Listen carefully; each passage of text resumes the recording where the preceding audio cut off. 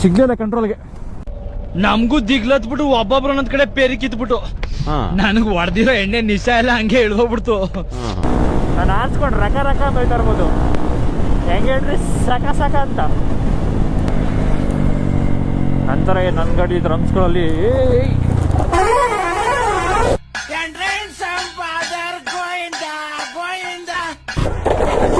ಅಪ್ಪ